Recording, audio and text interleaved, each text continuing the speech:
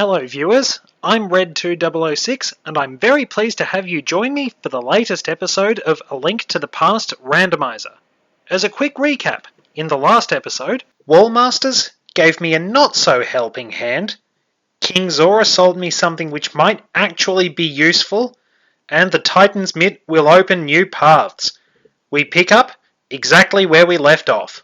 Okay, so we have started where we left off in the previous episode, heading into the Misery Mire. This dingy and dangerous region of the Dark World, and also alliterative, is cursed by powerful monsters. If you can move the air faster than the monsters, according to signs somewhere along the way, then you'll be able to actually enter the dungeon. You need the Ether Medallion in the regular game, but again, those are randomised. You might need the Bonos or Quake Medallion to open this, and you might need any of the other two to open Turtle Rock when it normally needs the Quake Medallion. Okay, so not much there. There is another item we can grab out here, but I'm finally able to go into the Desert Palace.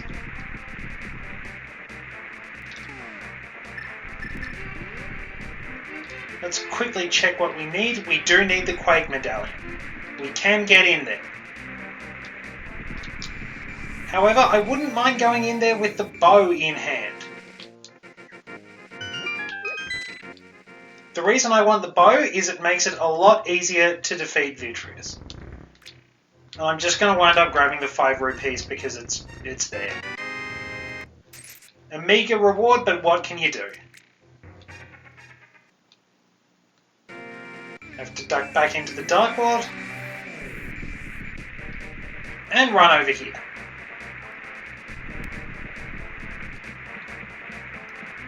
And we will get ourselves briefly stuck and set ourselves up here.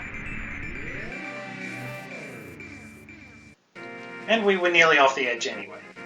Down here there is another item, and it's a heart piece, which is there in the regular game. And if you want to traverse the first part of the Desert Palace, in we go. Now, if I remember correctly, yeah, we do not have the big key yet.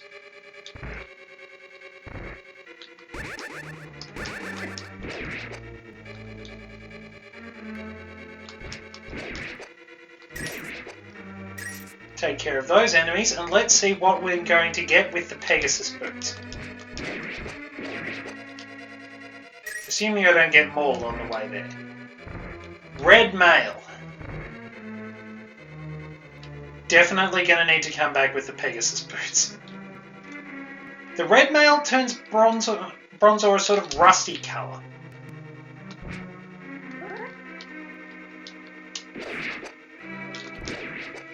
Anyway, I think it's mostly in this game that levers are genuinely aggressive. In most other games, they just sort of wander around. Just a map. Looks like Turtle Rock might be an important destination somewhere along the way. I'll probably have to bring some magic reserves. Fighting Trinex without half magic is a bother, basically.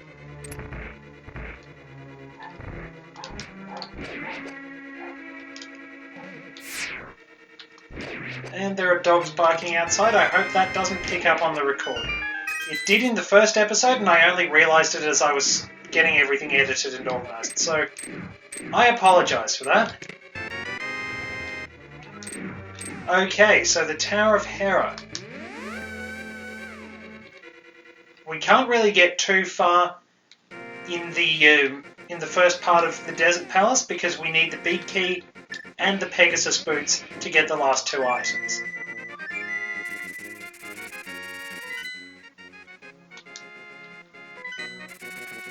But we can go and grab that one item we missed in the Tower of Hera, and then quite a few places actually open up to us. We can go back to King's Tomb and see what we... Actually, no, I can't go back to King's Tomb. I will make sure I don't have to yell at myself in editing. But we'll be able to navigate quite a few places. We can actually go into Turtle Rock. If I can get the hook shot, there's a cave in the Dark World where you can grab a few items.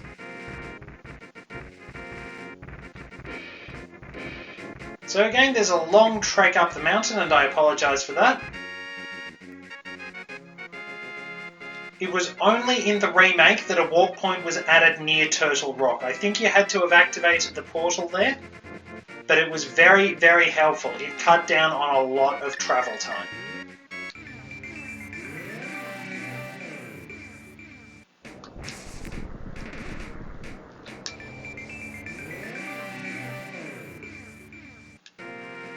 There's another cave I can get to in the Dark World, so we're not going to be short for options, really.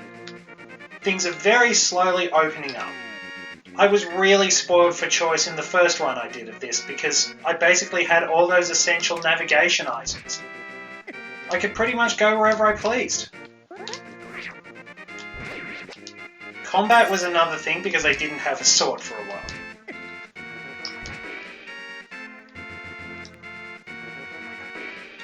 So yes, now that we have the Titan's Mitt, this is open to us. And it's a little easier in terms of time to get into the Dark World in a couple of places. Now we're down 1, 2, and 3. And we need the Quake Medallion like you do in the regular game, so let's open it up.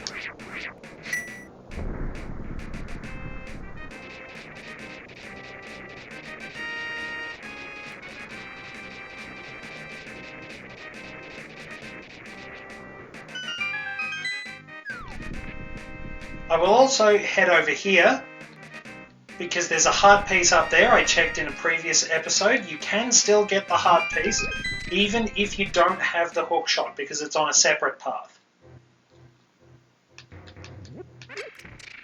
If you have the Ether Medallion, you can see the path that's there. Move in a sort of a D without the straight bit. That's probably how I'd describe the path. You can also find a shop and a fairy fountain. I think this is the fairy fountain. But I'm at full health.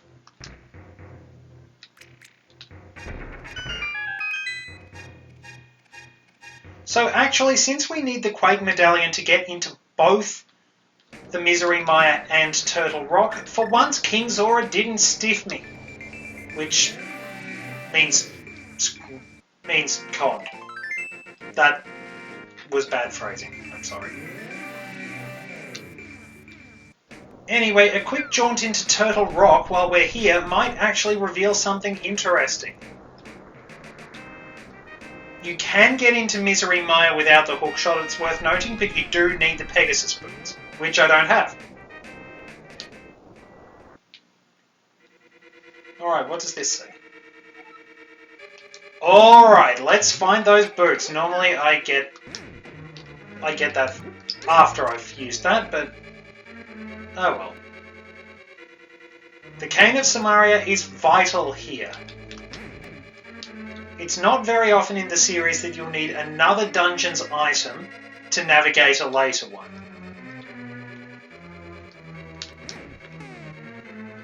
The Fire Rod is very useful, and while it's not essential against Mothula, you will need it or the Bombos Medallion to defeat Cold Stare, because only those powerful fire attacks can break Cold Stare's icy shell.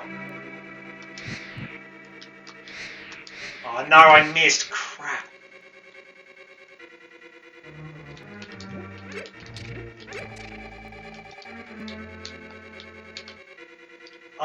My aim's usually not that lousy. I mean, I'm terrible most of the time. I will admit that I'm a terrible shot.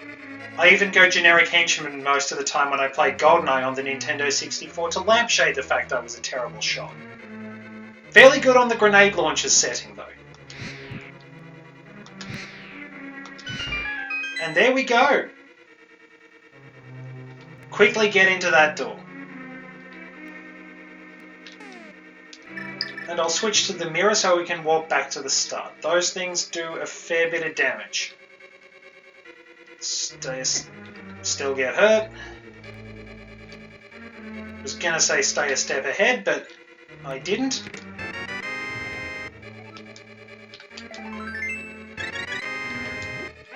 Oh well, health top up, not too bad. But rather than worry too much, we will go back to the start of the dungeon.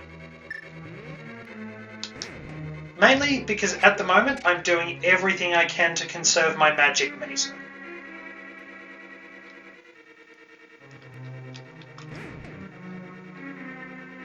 This is a very magic intensive dungeon. You will have to be careful. Also, when you're coming out of this room, set up a spin attack and face away from that door, because it will start shooting lasers at you.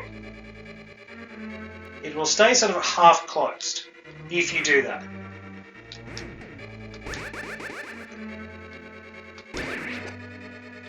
And with that out of the way, we have a couple of keys, so we can navigate some of the dungeon.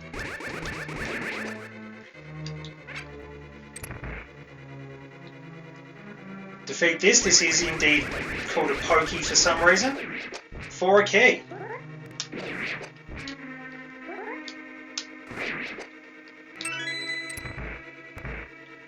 And through we go to encounter chain chomps.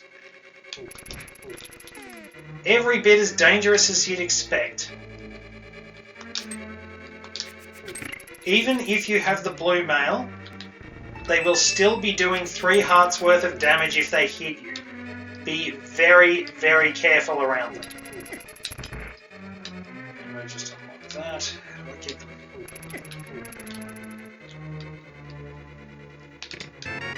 Hook shot. That's a relief. Let's go as far as we can and see if we can get the Pegasus boots. That's what I want.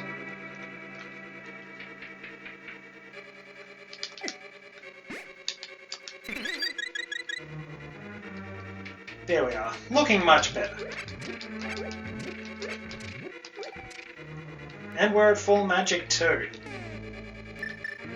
I like to keep the hook shot as my sub-weapon because it's very good at stunning enemies.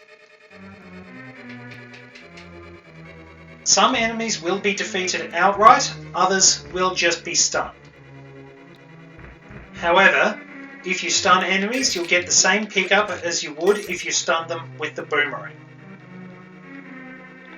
So we go through here first because this is the path to get the big key under normal circumstances. I do already have the big key. And there's a very nasty welcoming committee. And a lot of lag, oh boy. I think I'd better get the magic powder out for that. And still managed to only get one of them.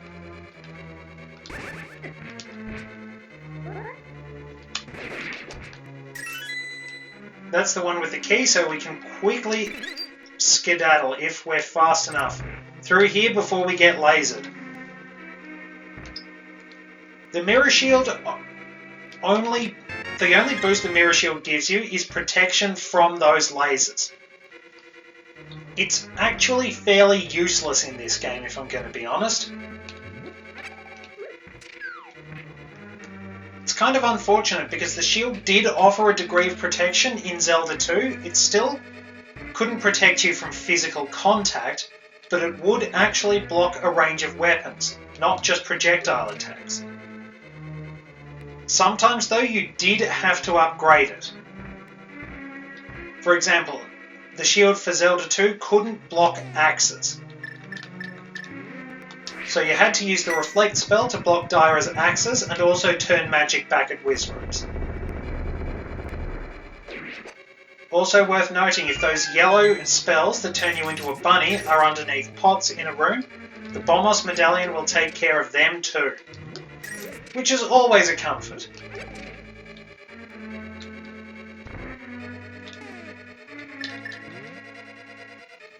And be very careful navigating here because you will get lasered.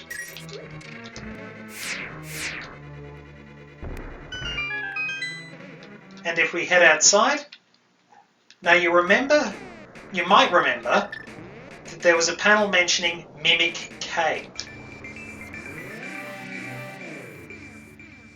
That's how you get into it. You can defeat them with bombs or sword beams. So I apologise for the noise, but I'm just going to spam sword beams.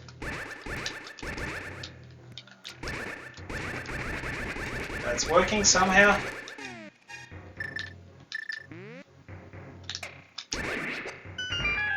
Kill them and we will see how much money we get. 20 rupees, my old enemy. Could have been worse. But yes, there is a heart piece hidden there in the regular run, and it's a bit unintuitive. So in we go.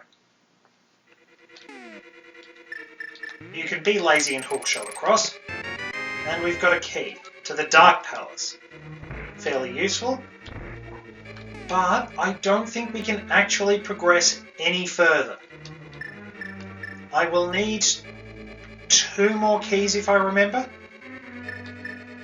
Let's see if the door ahead does need a key, because sometimes my memory betrays me a little bit. I think a bit too hard sometimes. Your mind gets scrambled when that happens, you know? Alright, there is one more chest I can get.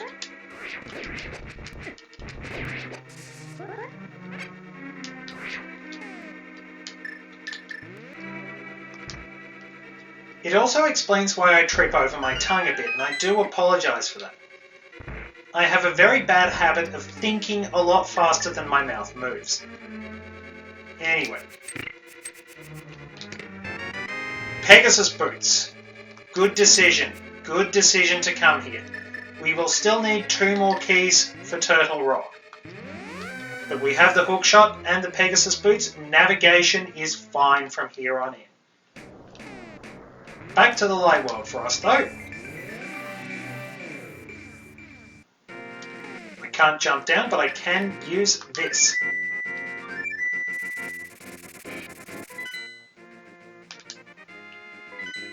And we're going this way. We're going back to the warp that leads to Turtle Rock.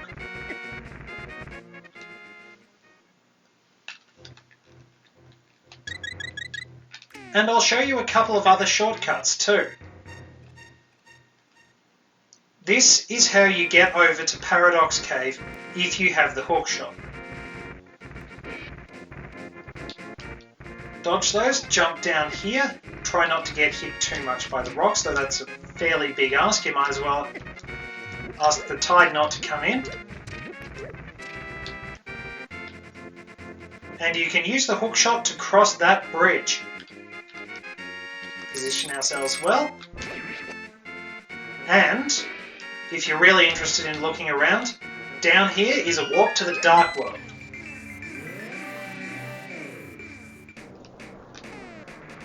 Just the 1 key for Dark Palace, thought I'd try and keep tabs on that. Go into this left pathway for a new cave.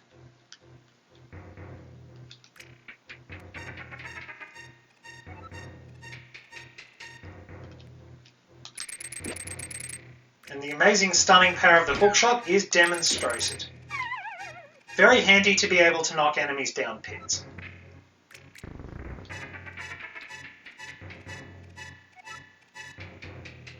It's a little bit labyrinthine, but it sort of makes itself clear in the end.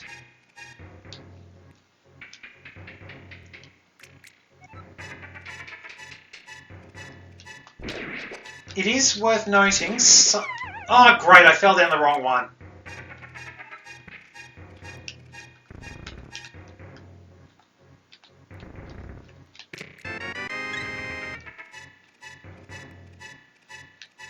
Couldn't recover. Just could not recover.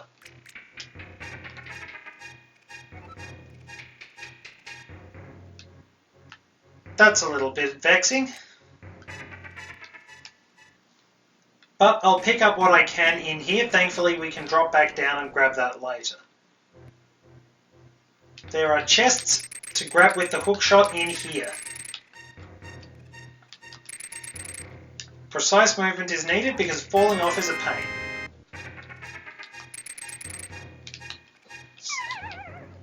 Assuming I go the right way.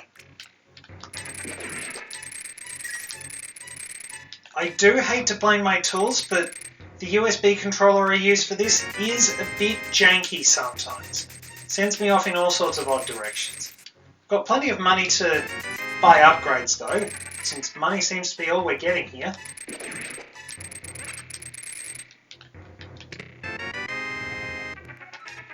Well, we're set for Ganon's Tower anyway.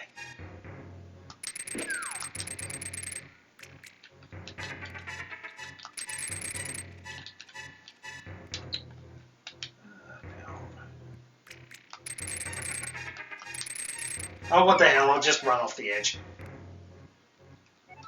There is a way to get back, but I haven't quite figured it out off the top of my head. So, a quick cut to that last item I was looking for. I think there's a shop in here. Can't exactly be good for business. But a quick cut to that item I missed, and then we'll head into the Tower of Hera.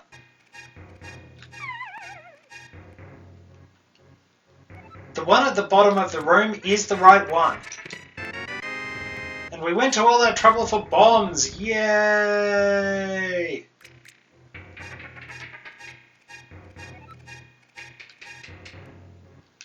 Anyway, one more thing to do before we wrap up. Not too difficult, really.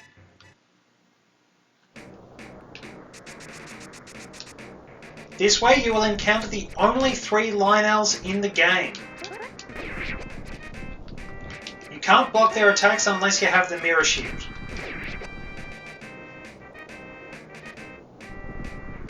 And there's one that meets you right across the bridge and will generally hit you.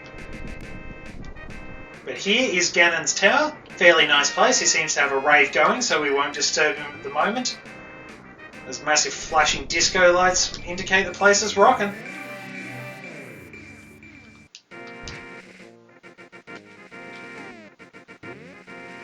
Still lacking the Book of Medora, so I can't get what would normally be the Ether Medallion or Bomos Medallion.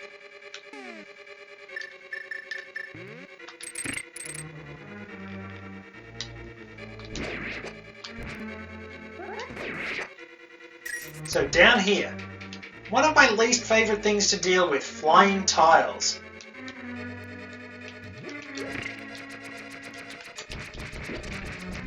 These also deal 1 heart of damage regardless of what your armour is. And it is worth noting that your shield cannot ever block them. It is very, very satisfying to play Link's Awakening and be able to block flying tiles with even your basic shield, because they show up a lot in Link's Awakening and I think in the Oracle games. They use the same game engine, and it really is worth trying out the Oracle games. Thankfully we got past that with very little trouble.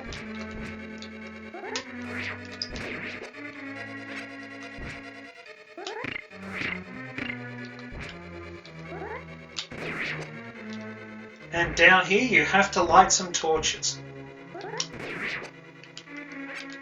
Bit of magic, very generous.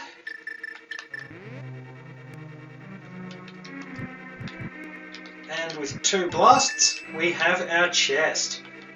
We came all the way for 20 rupees again. What a disappointing note to end on. Nonetheless, the next time I see you, let's see, where should I head? I think I'll have to clear out the rest of the Swamp Palace because I have the hookshot now. And then I can head into the Misery Mire. As always, thank you very much for joining me, and I will see you in the next episode.